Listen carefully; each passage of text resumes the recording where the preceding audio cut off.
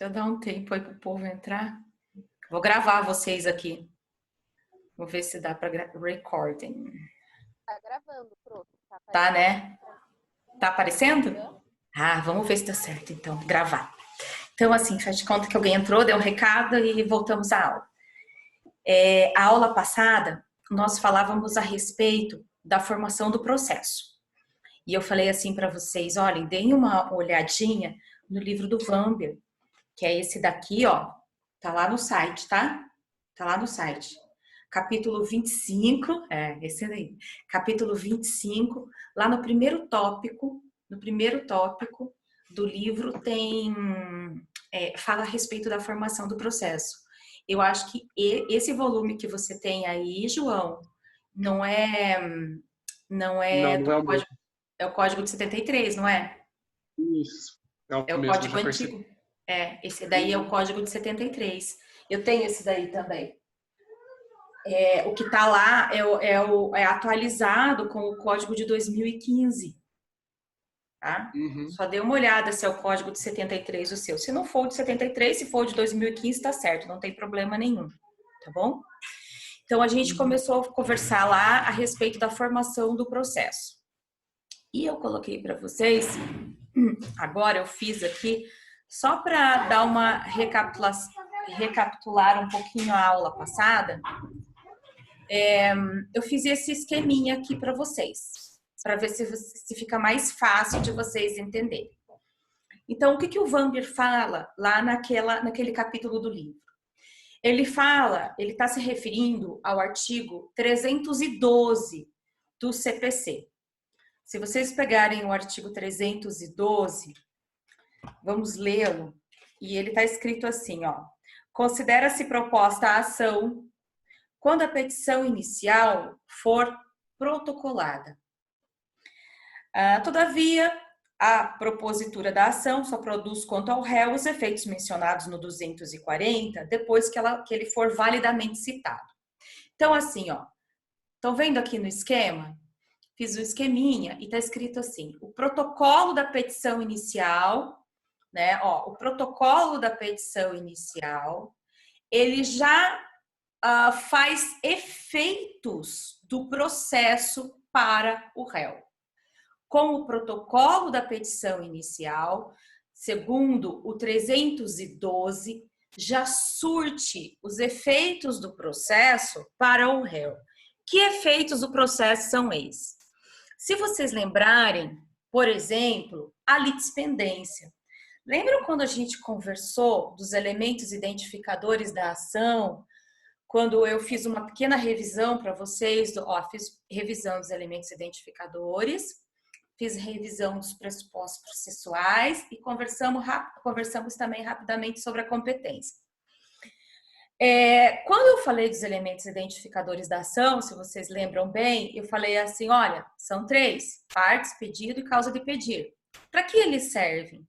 Uma das coisas para que os elementos identificadores da ação servem é justo para ver se duas ações são idênticas, se duas ações têm a mesma natureza, têm a mesma identidade e elas estão em andamento conjuntamente. E o nome disso é litispendência. Então, assim, o que está indicando o 312 com o protocolo da petição inicial? Está indicando que a partir do momento em que o advogado faz o protocolo, tá? A partir desse momento, já surtem os efeitos do processo para o autor. O autor já também pode estar incidindo em litispendência. Para o autor, interrompe a prescrição do processo. Para o autor, já significa, quando a gente fala, né, que interrompe a prescrição, significa que naquele momento para de correr o prazo para a impossibilidade de ele promover a ação. Então, uma ação de indenização, por exemplo, eu tenho um período de 3 anos para promovê-la. Esse é meu prazo prescricional, né? Se eu promovo essa ação 2 anos após o fato, no momento em que eu proponho o processo, interrompe o prazo prescricional. Então, ó, já induz, já há litispendência para o autor com o 312, ou seja, com o protocolo, já há litispendência, já interrompe a prescrição e um outro efeito, né? O objeto do processo torna-se para o autor litigioso. O que significa dizer que o objeto do processo torna-se litigioso? Imaginem vocês que foi promovida uma ação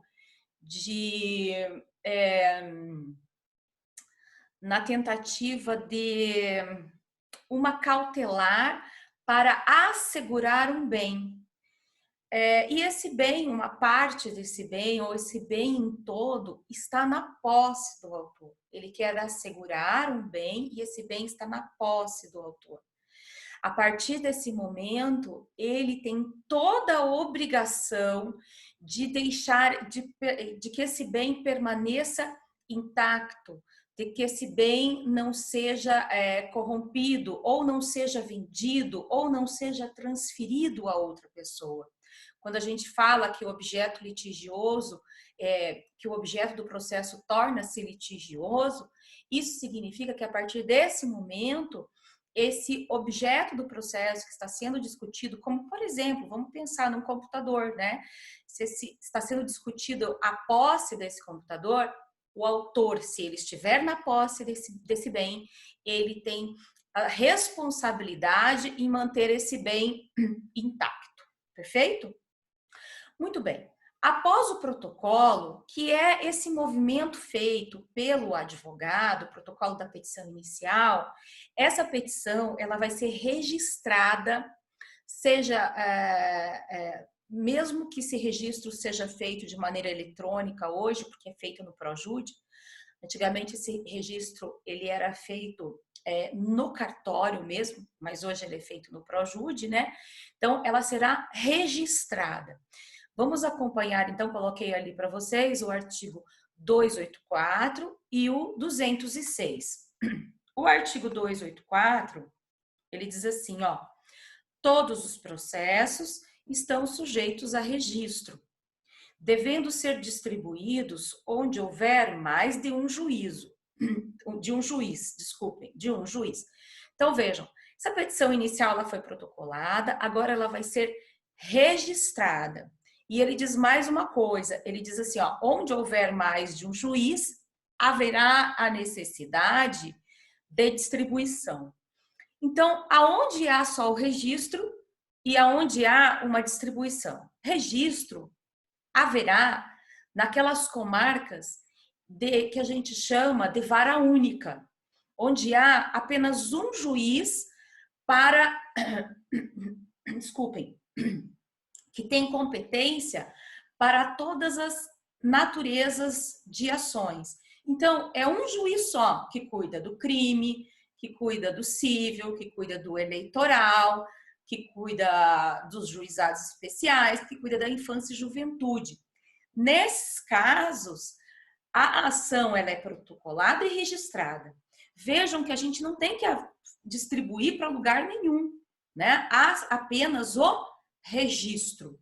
Vamos dar uma olhada também no 206 para ver o que o 206 fala a respeito desse registro. Diz assim, ó, ao receber, está falando de atos do cartório. Esse é uma seção especial do código que fala dos atos do cartório. Então, ele diz assim, ó, ao receber a inicial de processo, o escrivão ou o chefe de secretaria autuará, mencionando o juízo, a natureza do processo, o número de seu registro, os nomes das partes e a data de seu início. E procederá do mesmo modo em relação aos volumes de informação. Então, ele está falando aqui o que é o ato de registro. Na verdade, o ato de registro é a autuação do feito. a autuação do processo. Então, ó, protocolo, registro. Agora vamos à distribuição do processo naquelas comarcas em que haja mais de um juiz. O que diz o artigo 59? Diz assim: o registro ou a distribuição da inicial torna prevento o juízo, tá? O registro ou a distribuição da petição inicial torna prevento o juízo. Aqui eu quero dar uma paradinha com vocês, porque assim, quando vocês estudaram os incidentes processuais da continência e da conexão, vocês também viram a questão do juízo prevento. O que é o juízo prevento? Eu fiz aqui um pequeno conceito para vocês. Ele está num material que eu já enviei. Depois eu vou até falar desse material para vocês.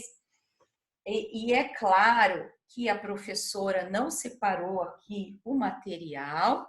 É claro que a professora não sabe aonde que ela colocou o material. Só um minuto, deixa eu achar aqui para vocês. Eu quero mostrar. É tanto papel nessa casa. Aqui. Esse aqui, ó. Você mandou no AVA? Mandei no AVA. O que é esse material? Antes de eu continuar falando aqui, vou explicar para vocês. Tá escrito aqui, ó. É aula sobre os elementos identificadores da ação. Tá lá no AVA, tá? Coloquei hoje pela manhã no AVA, elementos identificadores da ação. Vocês lembram que a gente teve essa aula? Nós conversamos bastante sobre isso. E agora que eu fiquei aqui e tal, eu resolvi fazer um material para vocês sobre essa aula. Por que eu fiz o material? Lembra que eu falei para vocês que esses 3 pontos eu acho que são muito importantes? Para que vocês tenham um material à mão e consigam ler esse material, tá? Então, logo no finalzinho desse material, eu trouxe para vocês um conceito do que seja a prevenção do juízo, tá? Então, tá lá à disposição. Tá, ontem eu gravei uma aula sobre os elementos identificadores da ação, tá? Eu vou mandar para vocês depois, mas vocês vão ter que acessar o meu canal. Vocês façam o favor de acessar o meu canal. Mas depois eu falo para vocês quando ficar pronto, tá? Mas tá lá, elementos identificadores, aquela aula que eu já dei para vocês e agora vai ficar à disposição para vocês assistirem quando quiser, perfeito? Então, assim, ó, prevenção. Vamos à prevenção. Então, protocolo, registro, distribuição. Com a distribuição, o juízo torna-se prevento. Prevenção do juízo é o fenômeno pelo qual, dada a existência de vários juízos igualmente competentes para processar e julgar determinado fato, apenas um dele será considerado prevento. Imaginem vocês que a gente promove uma mesma ação, a gente não, o autor e o réu. Então, o autor promove uma ação contra o réu, uma ação de regulamentação de visitas. Então, o autor promove contra o réu essa ação, e essa ação, ela é protocolada, registrada aqui na comarca de Ponta Grossa, e ela é distribuída para a primeira vara civil, tá? Então, ó, autor contra o réu, e a ação ela é distribuída para a primeira vara civil. Ocorre que, uma semana depois, essa pessoa não sabendo, o réu não sabendo, inclusive ele nem foi citado ainda, não daria nem tempo, né, para haver a citação. O réu também promove uma ação contra o autor. Então, o réu promove uma ação contra o autor para a regulamentação da guarda. Para a regulamentação da guarda, tá? Veja, só que essa ação ela é protocolada, registrada e distribuída e ela cai na segunda vara civil. Uma caiu na primeira, outra caiu na segunda. Nós temos duas ações em que nós identificamos rapidamente aí as mesmas partes.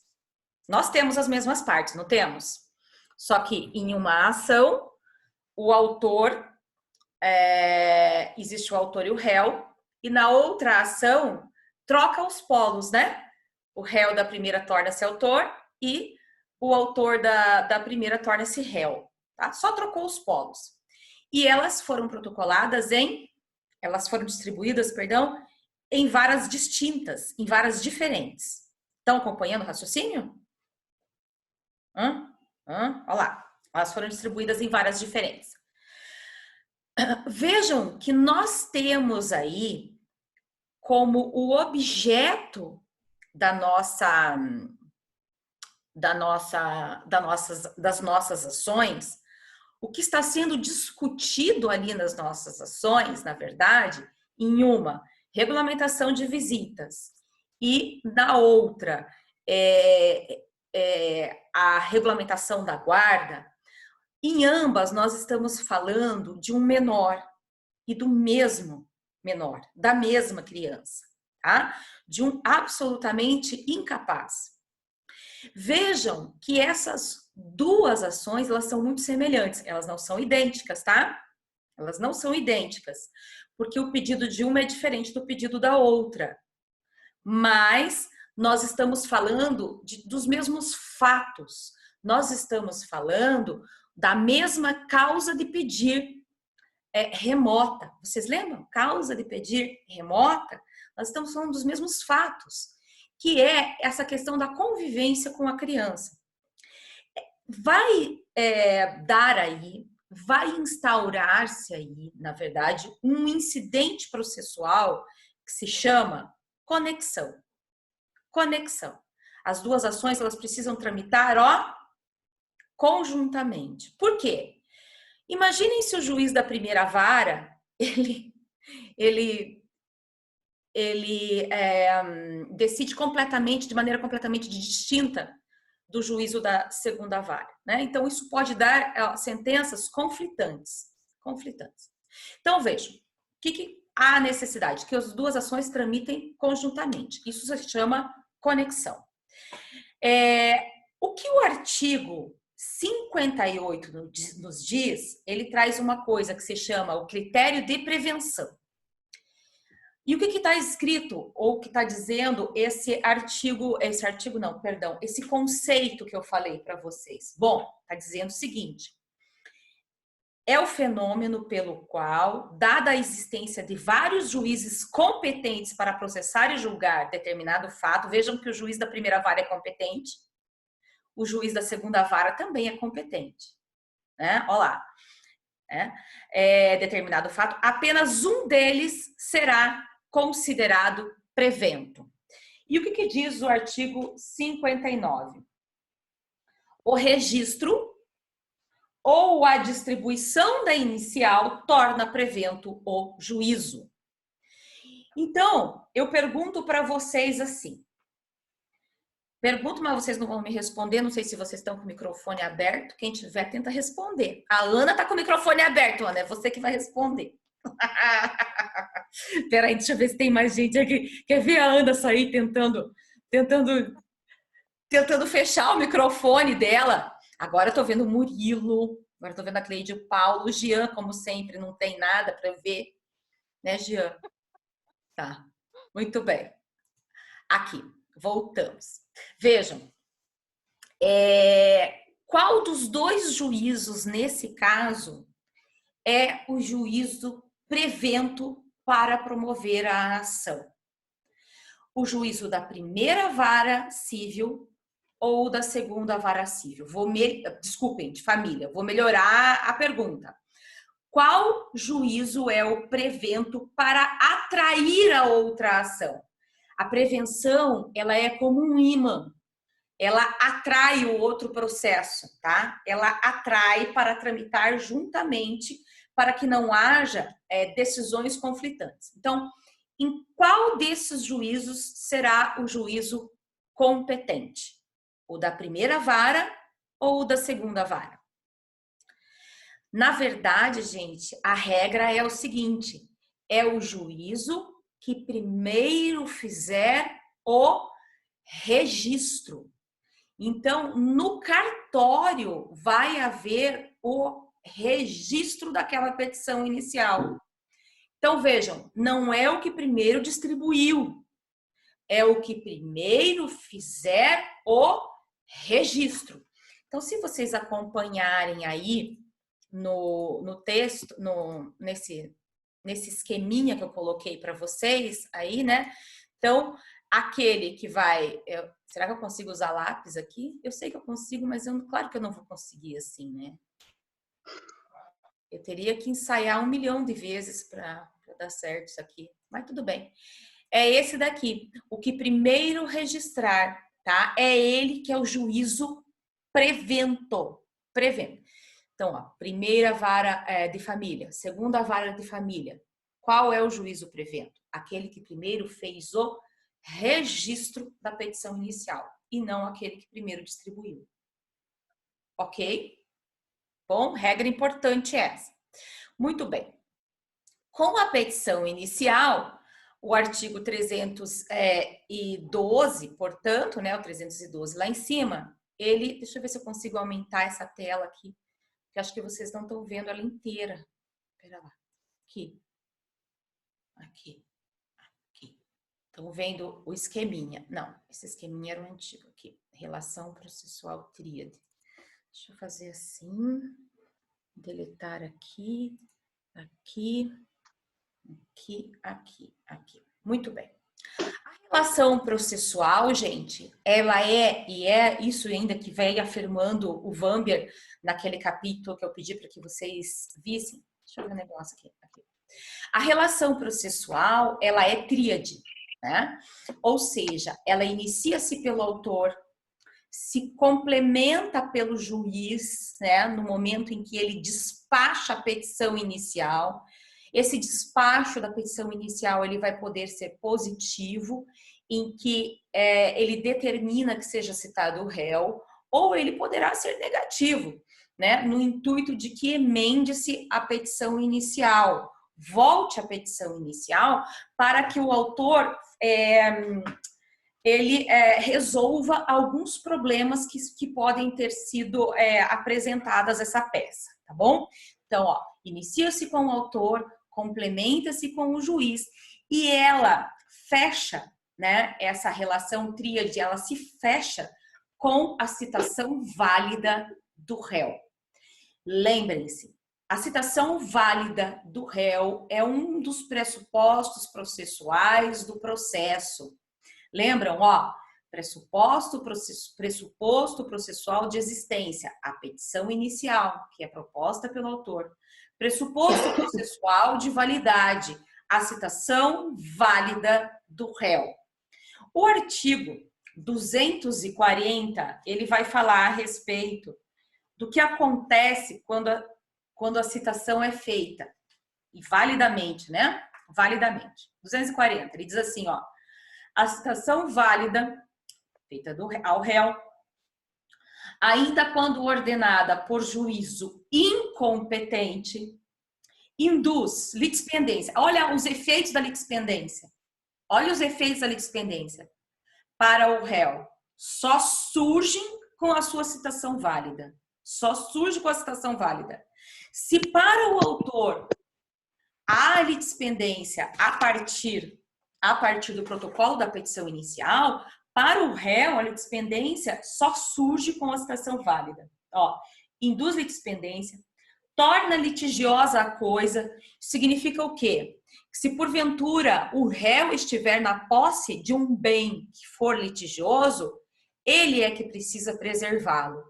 Ele não pode mais vender esse bem, aliená-lo, doá-lo. com algumas exceções. Se ele vier a vender o bem, o que acontece, na verdade, é que mesmo ele transferindo esse bem, o bem ainda, ele ainda permanece no polo passivo da demanda. Então, vejam, a partir de agora, se o réu estiver com o bem em sua posse e ele vier a transferir esse bem, alienar esse bem, seja a título oneroso ou gratuito, né? A partir do momento em que o objeto tornou-se litigioso para ele, ele permanece no processo, tá? Então, induz litispendência, torna litigiosa a coisa, constitui em mora o devedor. O que significa dizer, no 240, que a citação válida constitui em mora o devedor? Quando vocês estudam as obrigações, e até mesmo na disciplina passada de Direito Civil, vocês viram uma questão importante, que significa assim, o termo do negócio jurídico. O que é o termo do negócio jurídico? É quando o negócio jurídico ele tem um tempo, né, uma data específica em que ele vai terminar, em que ele vai é o termo final do negócio jurídico, né? Quando ele vai a partir dali as partes já podem tornar-se inadimplentes com relação aos seus devedores, né? Então, imaginem que é constituída uma obrigação, é feito um negócio jurídico entre autor e réu, e nesse negócio jurídico não há um termo final estipulado, tá? Imaginem isso, não há um termo final que tenha sido estipulado. Vejam, esse negócio jurídico torna-se... Oi, o que você quer? Ah, tá. Pera lá, só um pouquinho, gente. Tá aqui, ó. Tá aqui. Cuidado para não aparecer.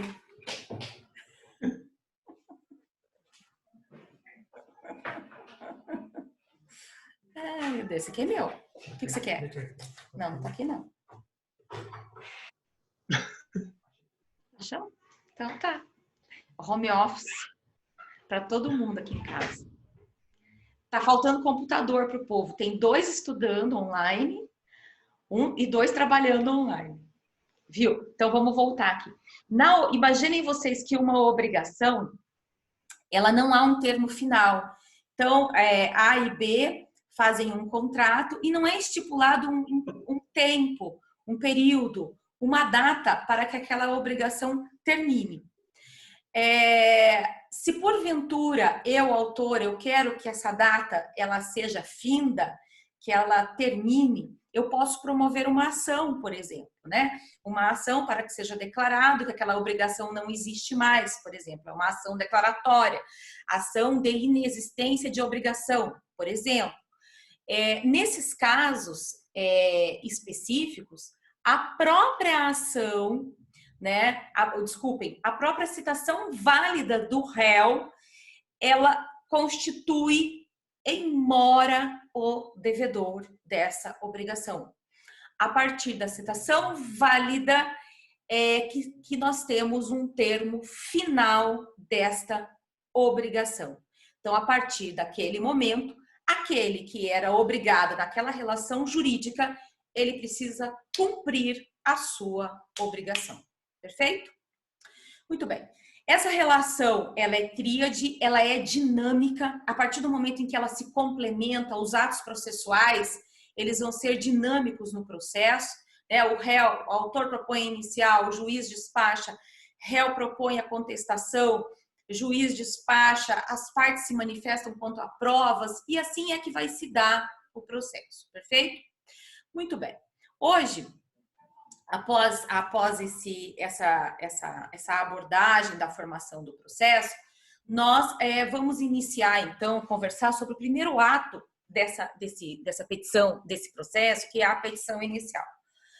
A petição inicial, ela é um ato formal, deixa eu só ver aqui se vocês não estão dormindo.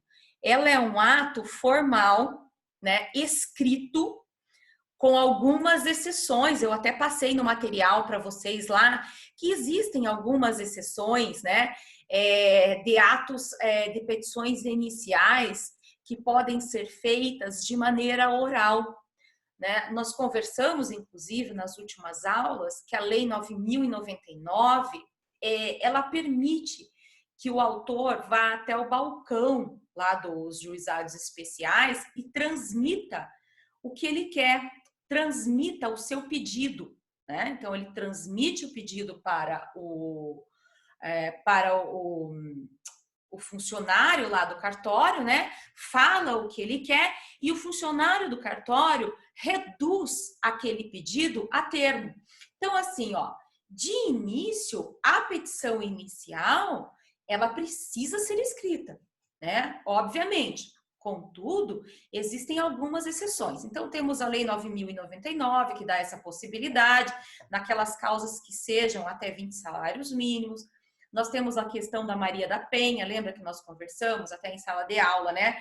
Que as medidas protetivas da Maria da Penha, elas podem ser pedidas sem o auxílio de um advogado. Então, elas podem ser feitas oralmente pela parte, tá? Então, essa petição, esse pedido, ele é reduzido a termo. Nós temos aquela situação da Lei de Alimentos, a Lei de 68, né?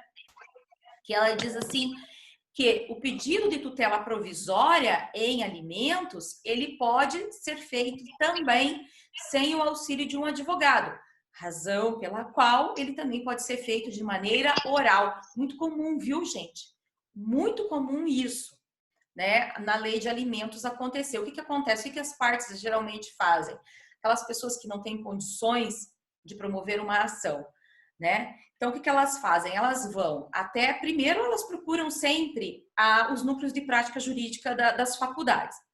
Mas os núcleos de prática jurídica das faculdades, a gente está fazendo esse atendimento cada vez mais restrito, né? Para que a gente consiga também até fazer um bom atendimento.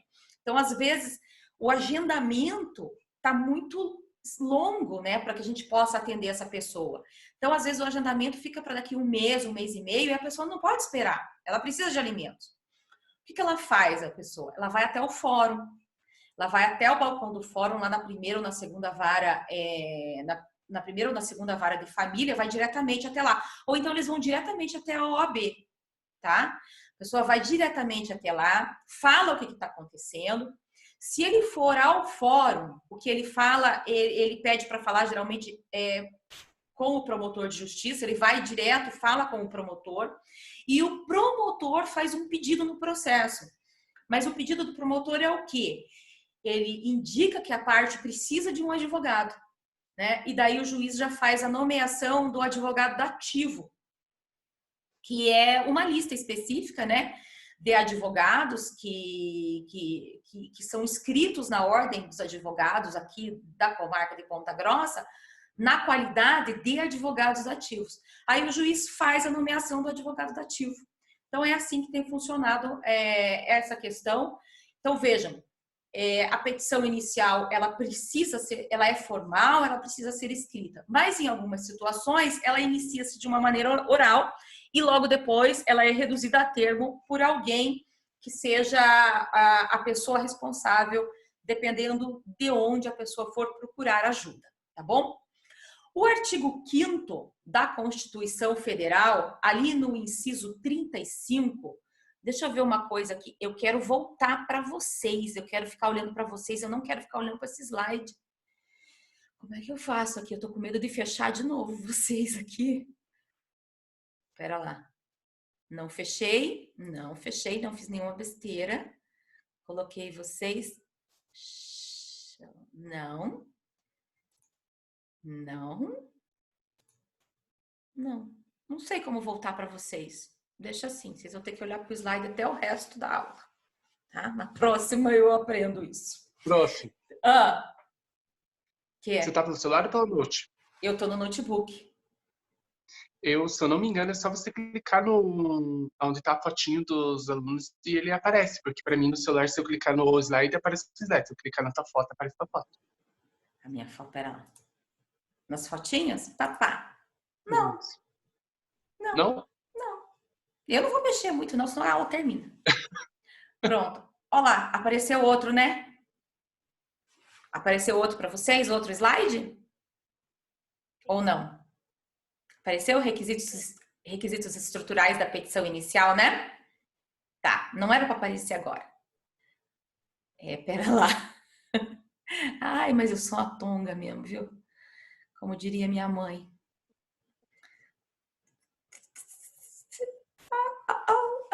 Professora, o que você fez? E não, pior é que tá gravando, né, a aula. Muita paciência nessa hora. Vocês já estão super adaptados com esse negócio, né? Eu que não. Open. Tá, deixa aí. Depois eu vejo. Vamos continuar. Share, mostrar. Opa, pera lá que eu tô achando. Documents, ok. Professora aprendendo a mexer. Aqui, achei. Tem alguém no chat? Pera lá. Petição inicial, pontos, perfeito. Esquemas, perfeito. Aí, voltamos. Professora, muita calma nessa hora. Muito bem. O artigo 5º, inciso 35 da Constituição Federal, ele fala de um direito que é o direito à demanda. O que é o direito à demanda? Direito à demanda é um direito abstrato que todos nós possuímos de buscar os nossos direitos em juízo. Seja uma lesão que já aconteceu ou uma ameaça a uma lesão a um de nossos direitos. Esse é o direito geral de demanda. Então, o fundamento inicial da petição inicial, né, o fundamento primordial, a base da fundamentação, né, por que nós temos esse direito de petição junto à jurisdição, ela está na Constituição Federal, artigo 5º, inciso 35. O artigo 2, segundo do Código de Processo Civil, ele vai dizer assim,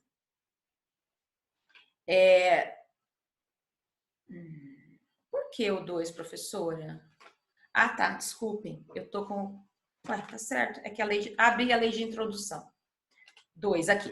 O processo começa por iniciativa da parte e se desenvolve por impulso oficial, salvo as previsões previstas em lei. Então, esse artigo, na verdade, ele vai dizer assim, a petição inicial, ela rompe a inércia da jurisdição, tá? É a petição inicial que rompe a inércia da jurisdição. E é a partir daqui que a gente entende e vê aquelas regras de que o juiz, ele não pode iniciar um processo, né? Ele não pode, por conta própria, de ofício, iniciar um processo. O processo, ele precisa ser iniciado pela parte por meio de uma petição inicial. Proposta a petição inicial, a partir do rompimento da inércia da jurisdição, aí sim, há um princípio que se chama princípio do impulso oficial, ou seja, aí o juiz, a partir desse momento, o juiz, ele é obrigado a impulsionar o processo, a impulsionar o feito, tá certo? Muito bem. A petição inicial é que vai delimitar também, ela vai delimitar qual a natureza de sentença que eu quero nesse processo. A petição inicial é que vai bitolar o processo, vai delimitar o processo. O artigo 141, ele diz assim, cadê o meu?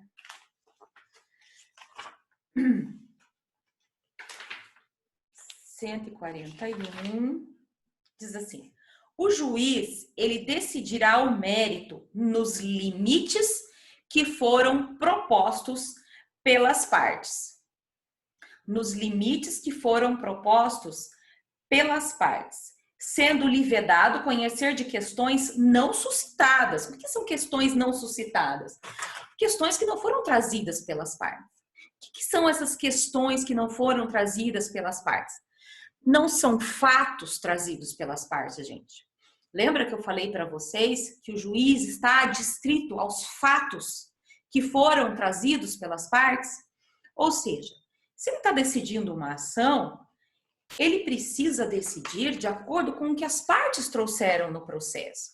Ele não pode decidir de acordo com o ouvir dizer, né? Ah, eu ouvi dizer que fulano de tal.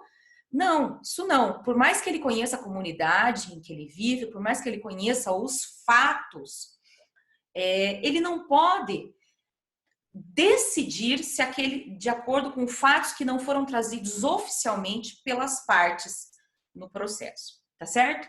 Então, o juiz decidirá o mérito dos limites propostos pelas partes, sendo liberado a conhecer de questões não suscitadas e a cujo respeito a lei exige iniciativa das partes. Então, assim, a petição inicial, ela, além da contestação, a contestação vocês vão ver que ela pode ampliar o objeto litigioso, ela pode ampliar por meio de uma peça que se chama reconvenção, tá? Mas é a petição inicial que delimita o processo e vai trazer a espécie de sentença que nós queremos. Vocês lembram, quando nós falamos a respeito do pedido, eu falei para vocês que o pedido ele se subdivide em pedido mediato e imediato. No pedido imediato, eu falei para vocês assim, olha, pedido imediato é a tutela jurisdicional pretendida. Eu posso querer o quê? Eu posso querer que o juiz declare um direito. Eu posso querer que o juiz constitua uma relação jurídica. Ou eu posso querer que o juiz condene o réu, tá? Então, assim, ele está delimitado à natureza do pedido que foi feito. O artigo 43, ele vai dizer uma coisa que vocês também já estudaram, quando vocês estudaram a competência. Ele diz assim, ó, é o 43? Tramitando o processo perante... É o 43? Aqui. Determina-se a competência no momento do registro e da distribuição. Olha, lembra que eu falei agora para vocês? Formação do processo, registro, distribuição. Olha lá. Determina-se a competência no momento do registro. Registro quando? Para juízos de vara única. Distribuição quando? Quando há 2 juízos competentes para a mesma ação. Então, determina-se a competência no momento do registro ou da distribuição da inicial, sendo irrelevantes as modificações do estado de fato ou de direito ocorridos posteriormente, salvos quando suprimirem órgão judiciário ou alterarem a competência absoluta. Então, veja, o que está dizendo o artigo 43? Esse artigo ele se refere à fixação da competência. Com o registro e com a distribuição, a fixação da competência do juízo. Isso significa o quê? Que é com a petição inicial, depois o seu registro ou a sua distribuição, a partir desse momento, não há modificação de juízo. Essa demanda, esse processo, ele não pode ficar sendo jogado de uma vara para outra, com exceção aqui incidentes processuais, com exceção aos incidentes processuais da competência e da conexão. Perfeito? Perfeito? Eu espero que a aula esteja sendo gravada. Vamos ver depois se vai dar certo, tá bom? Muito bem. Vamos à petição inicial. Essas bolinhas aí que eu fiz para vocês estão enxergando certinho as bolinhas? É um esqueminha. Isso daí é o seguinte, a petição inicial, para que ela seja, válida, vocês precisam obedecer a essa equação matemática, tá? É uma equação. Então, nós precisamos preencher os requisitos do artigo 319 mais os requisitos do 320. se nós preenchermos esses dois requisitos, a nossa petição inicial será válida. Nós temos uma petição inicial positiva, perfeito? Vamos começar pelos requisitos do artigo 319, tá? Tá aqui. Se esse tá lá no material que eu coloquei no AVA para vocês, porque lá no AVA, gente, tem 2 materiais agora, tá? Então, na verdade, então são 3. Um é o livro do Vambier, que eu falei para vocês, né? O outro é elementos identificadores da ação, que eu postei hoje pela manhã. E tem um outro, que é essa aula aqui, que é a aula sobre petição inicial. Então, tá lá no AVA, vocês vão ter esse material, tá? Então, o que diz o 319? O 319, eu só vou arrumar aqui, que o meu tem um pouquinho a mais. Deixa eu aqui, acrescentei para cá. O 319, deixa eu ver se eu consigo abrir para vocês sem isso aqui. Só ficou pequenininho, pera lá. Aí. Nossa. Agora vocês estão preparados para a foto? Arrumem os cabelos, meninas. Isso, coloca o CPC. Mas você tá com bafo, Ana? Por que você tá colocando na frente da boca? Ah lá, o João até abriu. Pera lá. Ó, eu vou tirar a primeira turma, depois a segunda turma, porque eu não sei, porque a razão não tá abrindo todo mundo aqui. Tá, todo mundo sorridente pra prof. Aí, agora eu vou passar para outra turma. Eu tenho que demonstrar que eu dei aula, gente. E só ficou, pera lá, só ficou a Thaís. Aqui, a Larissa, quer dizer, a Larissa aqui. A Larissa, cadê a Thaís, hein? Pera lá. Ah lá, vocês. Cadê o Paulo? Cadê a Vivi? Agora, a Vivi foi... O Murilo também. Vocês são fogo, hein? Fecharam só para eu não ver. Tá bom, eu vou tirar de novo. Cadê o João? João? Ah, tá. Tá bom. Viu? Parecia até uma foto de perfil. Você tá paradinho assim. Ah lá, o Murilo apareceu. Vou mostrar que tá ali. 1, 2, 3 e... Jacaré. Muito bem. Lindos.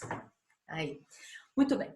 Tem aqui a estrutura da petição inicial, tá? Então, veja, o 319, ele vai dispor quais são os requisitos da petição inicial. Se vocês abrirem lá o 319, vocês verão que são 7 os requisitos. Quer ver? 319, nós vamos trabalhar muito o 319, gente. Cadê? 319, tá ali, deixa eu ver, são 7, né? São 7 requisitos da petição inicial. Então, o primeiro requisito da petição inicial, ele fala a respeito do juízo a que a peça é dirigida. O segundo, ele vai falar sobre a qualificação das partes, a qualificação do autor e do réu. O terceiro, opa, professora,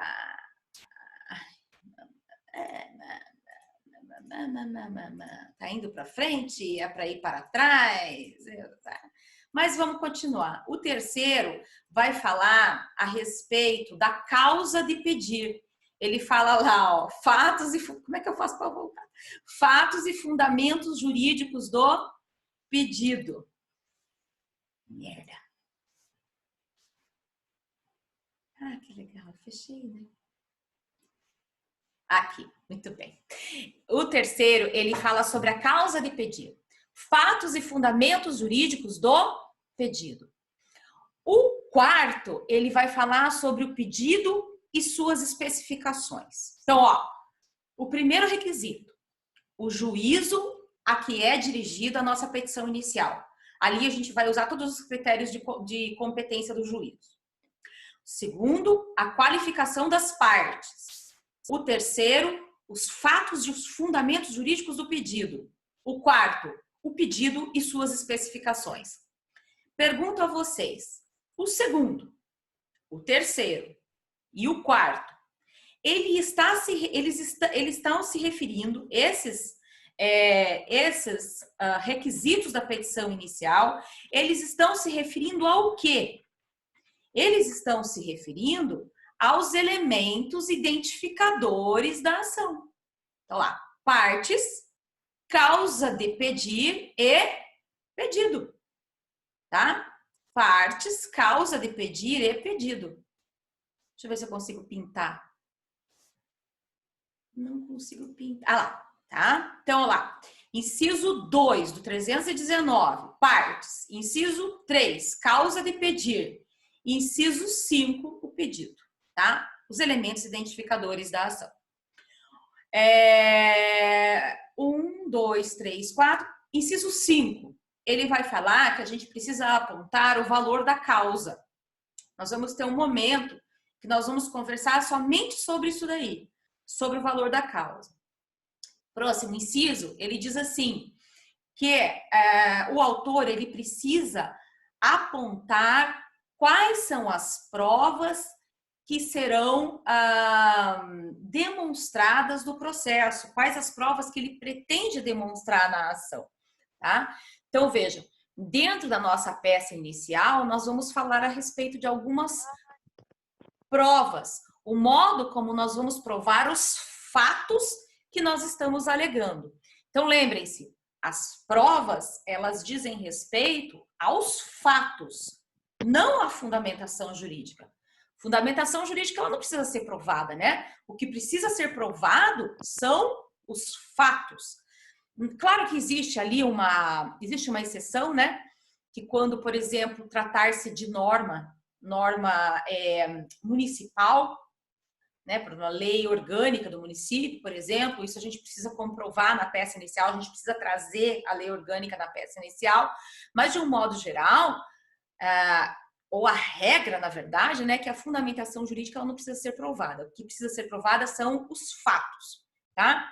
E por último, ele diz assim, que o autor ele precisa se manifestar se ele quer ou não uma audiência de mediação, audiência preliminar de mediação e de conciliação. Ele vai precisar se manifestar. Olha, eu tenho interesse que haja audiência de mediação e conciliação, ou então ele diz não, né? Não tenho interesse em que haja a audiência de mediação e conciliação. Ele vai se manifestar se ele quer ou não. Eu vou falar sobre cada um deles, tá? Sobre cada um deles de maneira separada. Vamos conversar primeiro a respeito do inciso 1, né? Que quando ele fala, né, endereçar ao juízo competente. Então, veja, nós temos, e vixe Maria, o meu modelo tá errado aqui. Vixe, professora, já começou mal, hein? Começou mal com o seu modelinho, viu? Vocês estão vendo o que está escrito nesse modelo aí, ó? Excelentíssimo senhor juiz de direito, né? Da tal vara. Então, na verdade, agora é assim, ó. Sabe, faz ao vivo, o Faustão que fala. Ao juízo da, tá bom? Ó. Ao juízo da. Aí você deixa um pontinho ali, vara da comarca de Ponta Grossa, tá? Ou, aqui também, ó, ao juízo, perfeito? Ó, ao juízo da vara. Não tem mais esse cumprimento que a gente fazia antigamente ao excelentíssimo, tá? Agora é sempre ao juízo.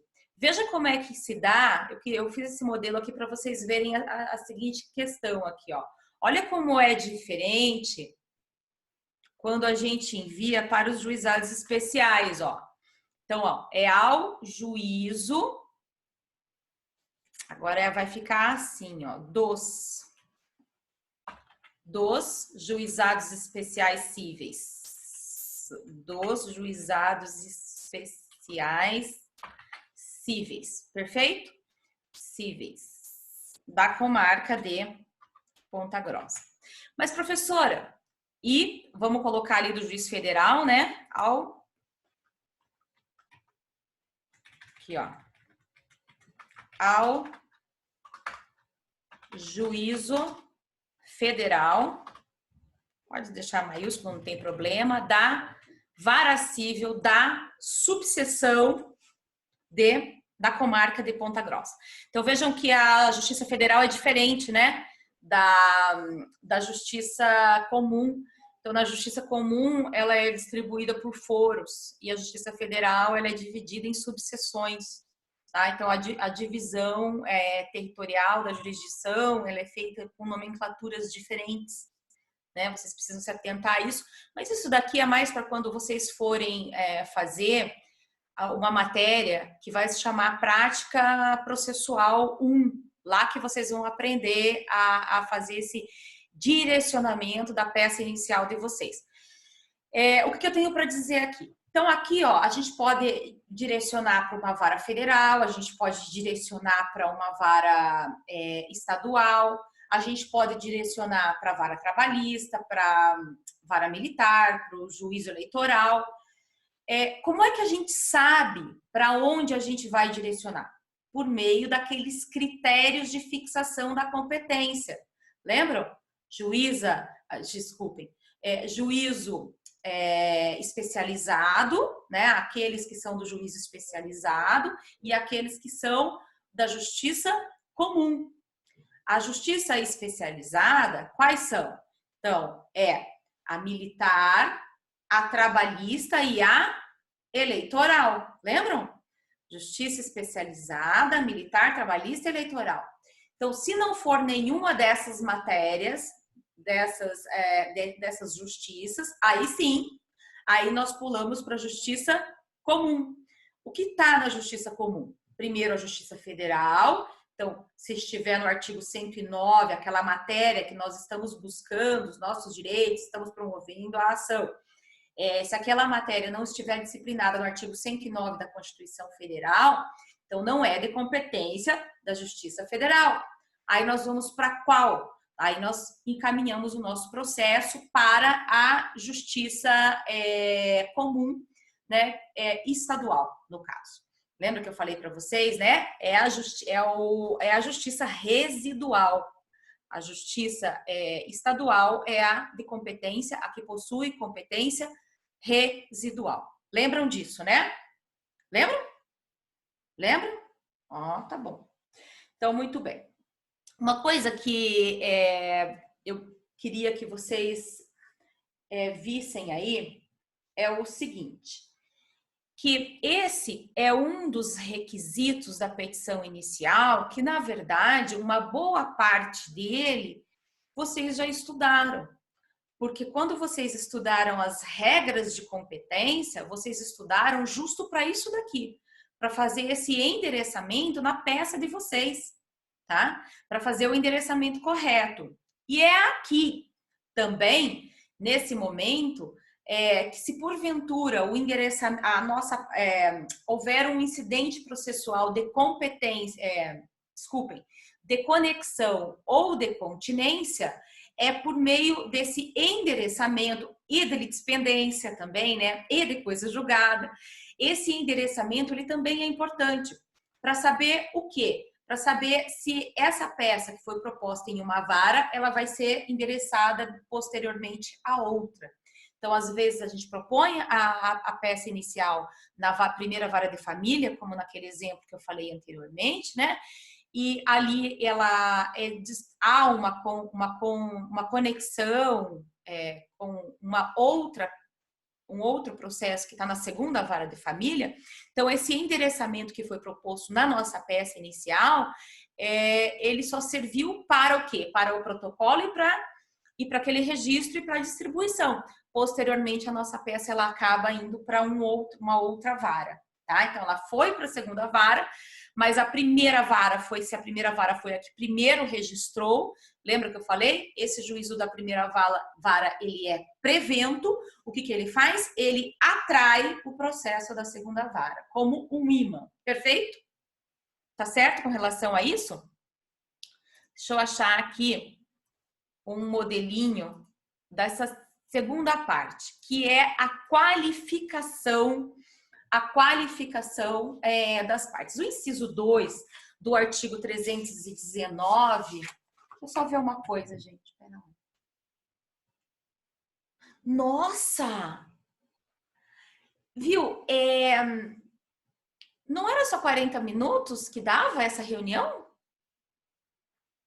E já deu bem mais. Vamos continuar, tá? Porque acho que vai dar uma aula inteira normal, porque já são 11 horas. Então foi bem mais. Se ele cortar, tá? Depois a gente conversa. Mas acho que ele não vai cortar, até agora não deu. E eu não. Bom, vamos lá. 319, inciso 2. Ele diz assim: ó, a petição inicial indicará os nomes, os prenomes, o estado civil, a existência de união estável, a profissão, o número. Só porque eu falei. Vocês estão aí? Sim. Vocês estão aí? Ah, tá. Tá bom. O número da inscrição do cadastro de pessoas físicas ou o cadastro nacional de pessoa jurídica, o endereço eletrônico, o domicílio e a residência do autor e do réu. Eu trouxe aqui para vocês alguns exemplos de qualificação das partes. Então, nós temos alguns exemplos assim, em que os alunos, às vezes, eles ficam um pouco confusos, sempre me perguntam isso. Professora, como é que faz a qualificação do menor incapaz? Vejam o que acontece ali, ó. Fulano de tal, imaginem que esse é o menor incapaz, gente. Então, vejam que ele é o autor da ação. Ele é que está promovendo a demanda. Então, ó, o que diz o 319? Ele diz que a gente tem que indicar várias coisas, como, por exemplo, o nome, a nacionalidade, o RG, o CPF, ele não pede o RG, ele fala em CPF, a residência e domicílio. Então, vamos qualificar esse menor. Olha lá, ó, fulano de tal, nacionalidade brasileiro, a gente coloca. Menor incapaz, a gente fala que ele é nascido em, sei lá, 2 de fevereiro de 2018, coloca lá qual o número do seu RG, do seu CPF. Hoje em dia, os menores também têm RG e CPF, né? E fala onde que ele está residente e domiciliado. Professora, residência e domicílio de quem? Do seu representante legal, tá? Então, ó, nesse ato representado por sua genitora. Vejam, alguém pode perguntar, olha, o menor incapaz, professor, ele não tem e-mail, né? Tá pedindo isso. E realmente pede. O 319, inciso 2, ele diz o seguinte, que é preciso indicar o endereço eletrônico das partes, do autor e do réu. Vejam, em algumas situações, a parte não tem o endereço eletrônico.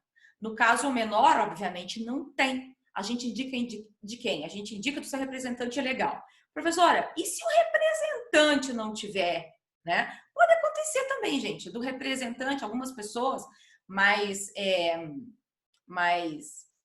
bestas do que a professora, que não sabe lidar com esses negócios aqui, né, de internet, enfim, que tem mais dificuldade com relação a isso, ou às vezes não tem nem acesso à internet, elas não têm e-mail.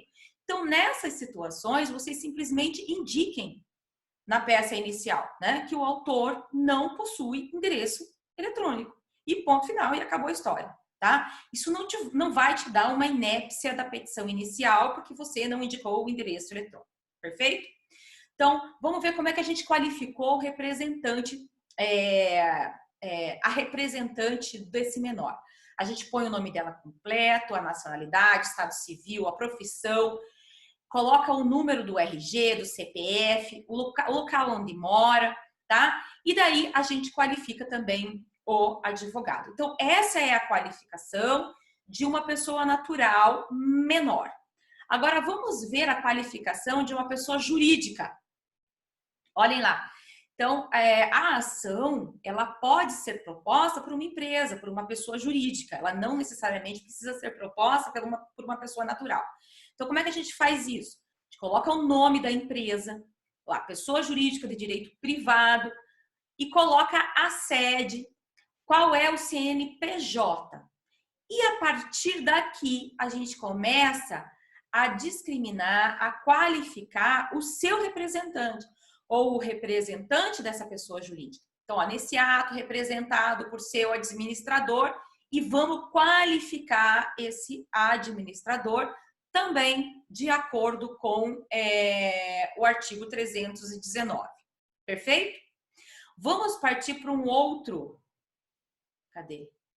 Eu não qualifiquei aqui. Eu ia qualificar para vocês uma outra situação. Tá? Não tá aqui, mas eu vou falar. Imaginem vocês, vamos pegar esse do menor aqui, quer ver? Ó? Cadê? Endereçamento, qualificação. Aqui. Vamos pegar esse do menor incapaz. Imaginem vocês que a gente vai promover, não agora, uma ação de um menor incapaz, no caso, um absolutamente incapaz. Vamos promover uma ação em nome do nascituro. Do nascituro. Como é que fica isso? Vejam, quem é o nascituro? É aquele que ainda não nasceu. Vocês sabem, eu já falei para vocês há um tempo atrás, né? Faz tempo que vocês começaram esse curso de Direito, parece que não, mas faz tempo. Eu falei para vocês um tempo atrás, assim, que a gente pode promover uma ação de alimentos gravídicos. Lembram? Ué, claro, o nascituro está ainda em gestação, né? E ainda no útero. Imaginem que essa pessoa, essa mãe, ela não está sendo auxiliada em alimentos, não tem o auxílio do pai, por exemplo, da criança. A gente pode promover uma ação que se chama Ação de Alimentos Gravídicos. Como é que a gente qualifica a ação de alimentos gravídicos? Porque quem tem o direito aqui, quem tem a capacidade de ser parte, é o nascituro, é aquele que não nasceu ainda. Professor, ele não tem nome. E é verdade, ele não tem nome, né? Se vocês forem dar uma olhada lá nos direitos da personalidade, a gente tem direito ao nome a partir do nosso nascimento com vida, que é um outro problema, né? E quando é o natimorto, né? Aquele que nasce morto, a gente conversou bastante sobre isso, né? O natimorto, ele não tem direito ao nome, e hoje em dia as situações são diferentes, nós conversamos a respeito disso, né? Muitas pessoas já veem, né, em imagens 4D esse nascituro. Se ele nasce morto, a gente já dá nome desde o período gestacional, enfim. Mas e se ele está sendo gestado e a gente vai promover uma ação em nome dele? Vejam, nessa situação, como é que a gente faz?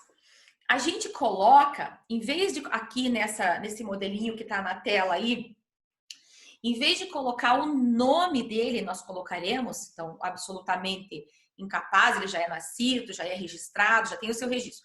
Em vez do nome, a gente colocaria assim, ó, dessa maneira, ó, nascituro de fulana de tal, que é a mãe, tá? Então, vamos colocar aqui de Adriana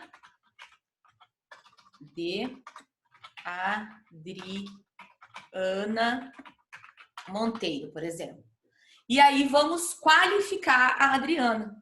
Então, a qualificação na petição inicial, o direito é do nascituro. A Adriana está o representando. Então, ele também precisa vir qualificado. Perfeito isso? Ok? Muito bem. Então, esse era o inciso 2 do 319. O inciso 3, ele vai falar de uma coisa que nós já conversamos muito as aulas passadas, que é a causa de pedir, né? Os fatos e os fundamentos jurídicos. Então, veja, após o endereçamento, após a qualificação das partes, né, nós vamos falar a respeito dos fatos e dos fundamentos jurídicos da nossa petição inicial, na nossa petição inicial. Então, a gente abre um tópico e começa lá a escrever dos fatos. Vejam, o que a gente vai escrever ali nos fatos? Já falei isso para vocês. A gente vai contar qual é a relação jurídica ou a relação fática existente entre autor e réu. Imaginem um acidente de trânsito, tá? O que a gente vai contar nos fatos? A gente vai falar que o autor vinha trafegando por determinada via, quando o réu, de maneira repentina, ultrapassou o sinal vermelho. Vamos contar, por exemplo, quais eram as condições climáticas daquele momento. Vamos contar, por exemplo, quais eram as condições da pista daquele momento. Vamos falar, por exemplo, se naquele cruzamento existia câmeras filmando ou não, se nós temos ou não imagens desse evento. Vamos falar se o réu parou ou não. Então, nos fatos é que a gente vai contar o que aconteceu de concreto, na situação da vida mesmo, né? Então, a gente vai trazer os fatos. Logo depois, aos fatos, a gente traz a fundamentação jurídica. Conversei com vocês sobre isso. Quais são as consequências jurídicas daquele fato, né? Aqueles fatos trazidos, eles trazem como consequência o quê? Aí na fundamentação jurídica, como eu disse, vocês podem trazer a norma em abstrato, como por exemplo, as regras do direito civil que falam a respeito do dever de indenizar quando é causado um ato ilícito. Vocês podem trazer as regras do Código Nacional de Trânsito, que fala a respeito do fato de que não pode ultrapassar em sinais fechados.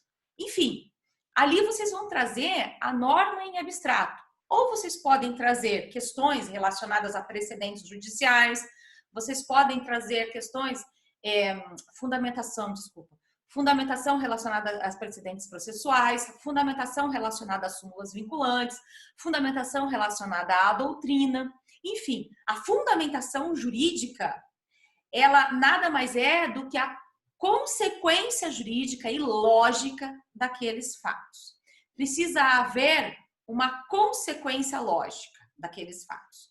Perfeito? A gente já conversou bastante sobre isso, né? Sobre essa relação que tem que haver entre fatos e fundamentação jurídica. Aqui eu coloquei alguns exemplos para vocês, tá? Então, se vocês derem uma olhada ali, ó, vou colocar um fato primeiro ali, ó. Autor e réu celebraram um contrato de compra e venda de determinado produto. Eu podia aumentar aqui, tá bom? Dizer, perdão, eu coloquei aqui, ó, é a continuação dos fatos, né? Dessa relação, ó, o produto adquirido pelo autor contém um vício de fabricação que impede a sua esperada fruição, ou seja, o autor não consegue usufruir aquele produto. Ele tem um vício e ele não consegue usufruir. Qual é o fundamento jurídico que vocês vão trazer? Bom, o réu deve trocar o produto viciado por outro produto em perfeito estado de utilização, pois não pode colocar no mercado um produto inapto às funções a que se destina. Aonde que nós encontramos uma fundamentação legal para essa fundamentação jurídica? No Código de Defesa do Consumidor. Quem determina isso é o Código de Defesa do Consumidor em determinados artigos. Perfeito? Joinha para a professora? Joia? Então, tá bom. Vamos falar agora sobre o último que nós vamos conversar hoje, porque esse aqui demanda bastante tempo. Então, eu vou começar ele e nós vamos terminar na aula que vem, porque vai vir algumas diferenças aqui. Então, o último requisito da petição inicial no artigo 319 que nós vamos ver hoje é o do inciso 4º. Ele diz assim, né? Então, a petição inicial indicará o pedido com as suas especificações.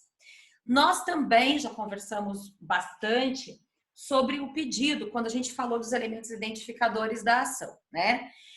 Veja, o pedido... Deixa eu só ver um negócio aqui, pera lá. O pedido... Não.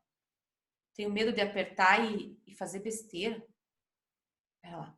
Aqui, vou pra cá. Stop share. Não, tenho medo. Se eu for stop share, vocês somem. Não vou fazer. O pedido, ele, como vocês lembram, ele é subdividido em 2 pedidos, né? Pedido mediato e pedido imediato, tá? Pedido mediato. Nesse caso aqui, por exemplo, desse exemplo que está na tela, qual seria o pedido mediato que eu faria aqui? Então, eu tenho o fato, tenho a fundamentação jurídica. Qual o pedido mediato que eu faria aqui? Deixa eu dar uma olhada melhor aqui que tá tampou. Pera lá, aqui, pronto. Qual o pedido mediato que eu faria? Bom, o pedido mediato, quando eu falei para vocês que é o bem da vida que eu quero, na verdade, eu quero a troca do produto ou o valor equivalente. Esse é o pedido mediato, tá? É o bem da vida. Qual é o pedido imediato? a tutela jurisdicional pretendida aqui?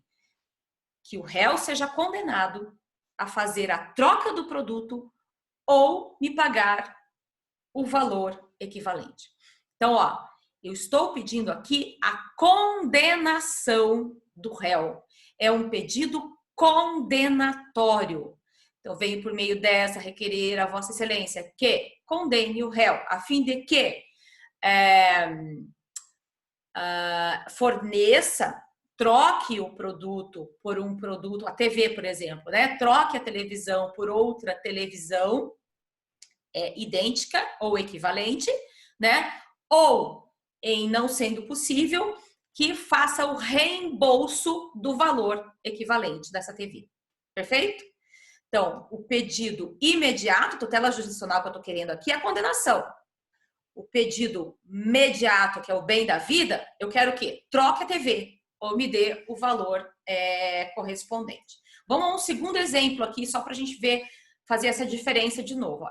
Nesse segundo exemplo, está escrito assim, ó. Esse aqui é o problema de um acidente de trânsito, né? Então, autor e réu estavam trafegando na mesma via, cada um no seu automóvel. O réu, de maneira imprudente, cruza uma via que não lhe era preferencial e bate na lateral do automóvel do autor. Isso aqui é fato. Isso é fato.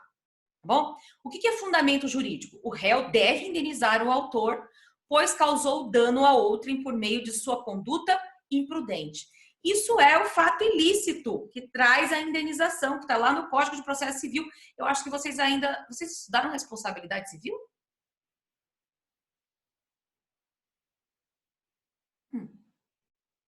Eu acho que na grade de vocês vai ter uma responsabilidade civil que vocês vão fazer lá no 9º período, se eu não me engano. Enfim, mas vamos conversar aqui sobre isso.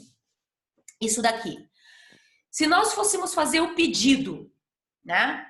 Qual é o nosso pedido bem da vida? Qual é o nosso pedido imediato? É a indenização, né? A gente quer que o réu nos indenize, faça uma indenização. E qual é o pedido imediato? O pedido imediato é a condenação do réu. Então, vejam, eu não estou pedindo apenas que o juiz declare um direito. Que ele declare assim, vem por meio dessa, ou, né, outro sim, declaro que o autor tem direito à indenização, ponto. Acabou a sentença. E não nos diga qual é essa indenização. Eu quero que ele declare sim isso, mas eu também quero que ele condene. Então, eu quero que o juiz diga assim numa sentença, tendo em vista os fatos apresentados, analisados, né,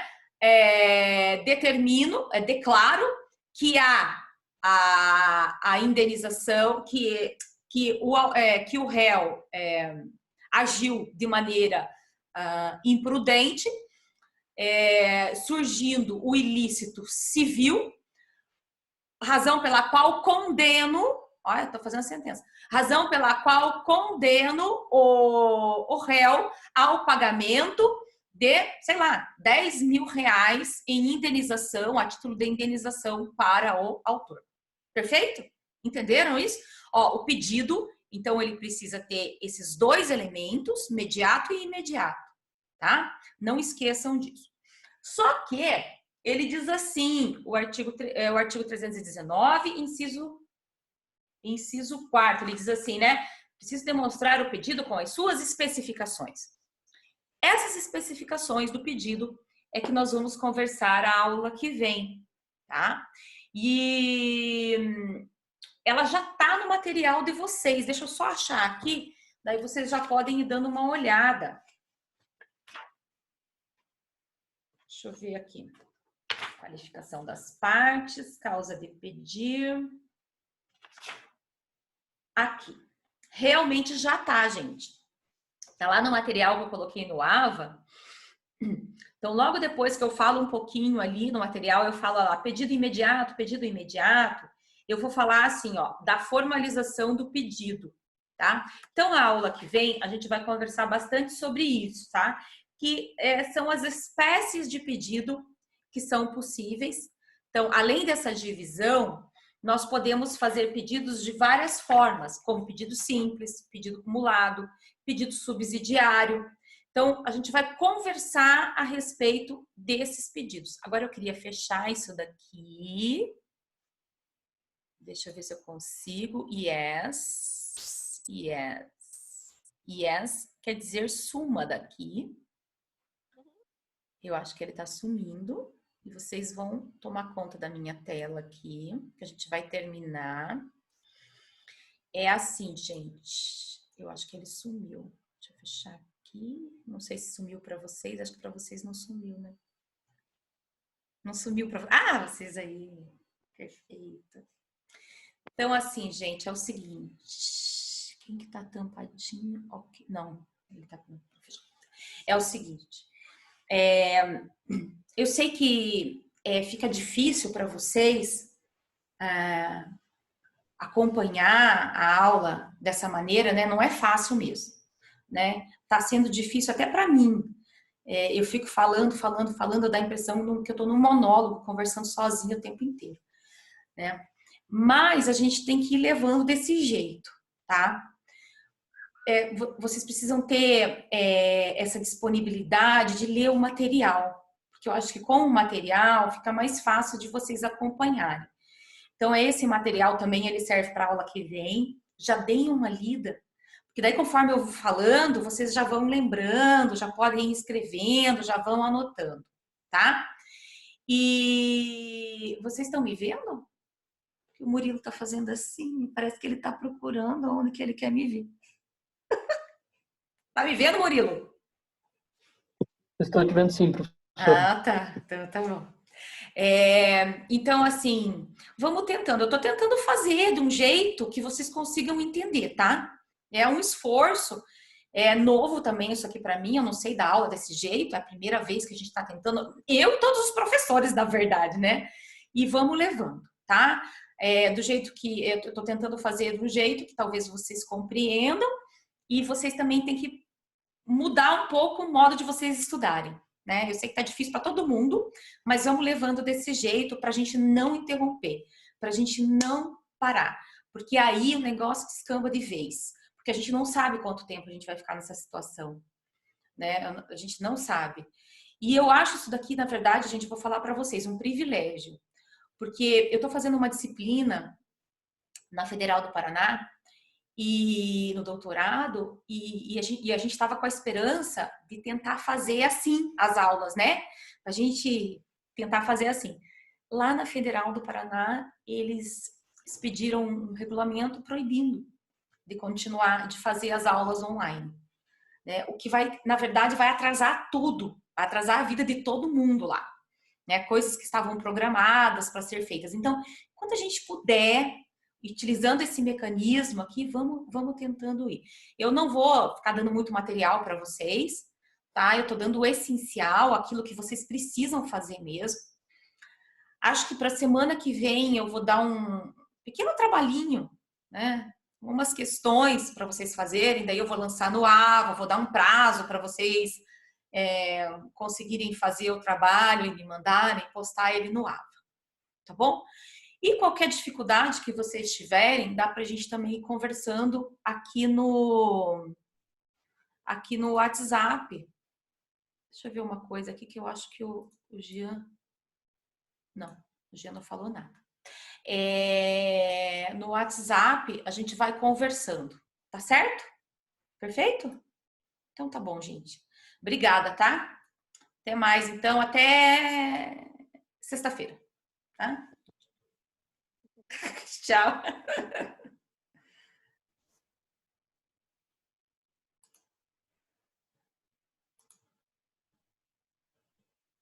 Parei de gravar, pausa, recorda.